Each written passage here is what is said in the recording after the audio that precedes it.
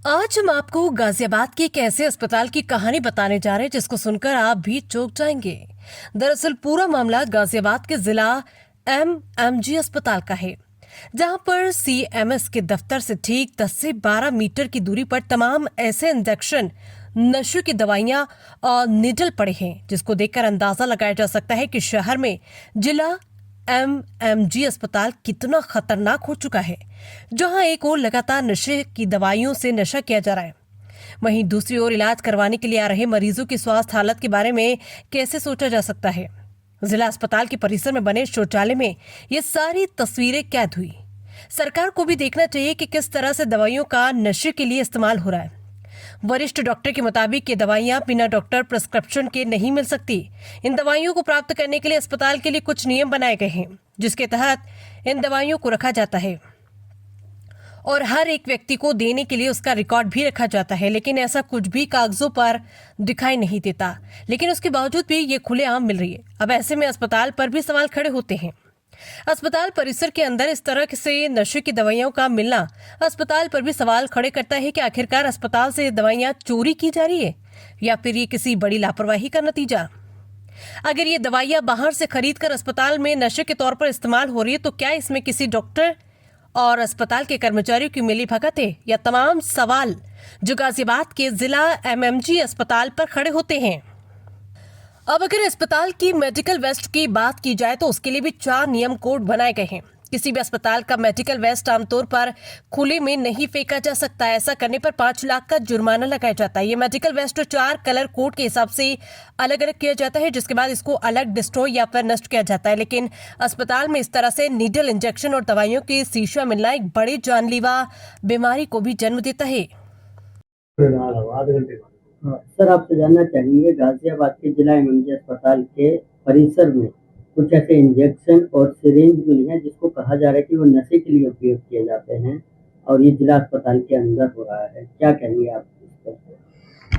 जी हाँ, मुझे कुछ दिन पहले मुझे शिकायत मिली थी कि बाहर के लोग जो है वो जो हमारा सुलभ शौचालय है वहाँ पे आते थे, जो बाहर के रोड साइड के लोग हैं, तो वो यहाँ पे घुस करके आते थे और वो साइड में जा करके वो नशे का इस्तेमाल करते थे। ऐसी मुझे शिकायत मिली थी। तो इसको चलते हुए मैंने काफ़ी दिन पहले से ही जो हमारा सुलभ शौचालय की तरफ का जो गेट था, जहाँ से कुछ लोग, अज्ञात लोग जो है ना, वो अंदर घुसते थे, असामाजिक तत्व थे जिनसे हमेशा हमारे अस्पताल के लिए भी खतरा रहता था, चोरी वगैरह भी होती रहती थी। तो लोग नशा करके वो चोरी वगैरह की घटना में शायद जो है ना वो करते थे।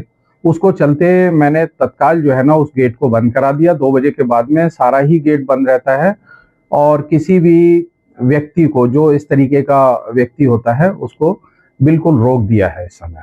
हाँ सर, क्या इसको लेकर आपने पुलिस को भी कोई लेटर लिखा है? क्योंकि इस तरह के असामाजिक तत्व का होना और अस्पताल का नशे का अड्डा बनना बहुत बड़ी बात हो जाती है। एग्जैक्टली, बिल्कुल, क्योंकि अभी मैंने केवल ये बंद किया है।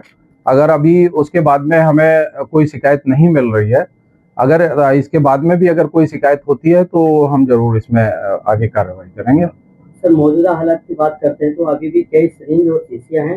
ये किस तरह की शीशियां हैं और क्या इनसे नुकसान हो सकता है अगर इससे नशा करते हैं तो? देखिए, अभी आपने मुझे जो दिखाया है वो इंजेक्शन है एविल का। एविल इंजेक्शन कहीं पे भी किसी भी मेडिकल स्टोर पे मिल सकता है। वो स्पेसिफिक ऐसा नहीं है कि एक पार्टिकुलर दुकान पे मिले, वो कहीं पे भी इजीली अवेलेबल होता है, जो कि एलर्जिक कंडीशन में यूज होता है। मतलब क्या उसका नशे में भी इस्तेमाल किया जाता है? एग्जैक्टली, बहुत सारी दवाइयां हैं जो कि ट्रीटमेंट में यूज होती हैं और इसको कुछ लोग नशे के रूप में भी इस्तेमाल करते हैं।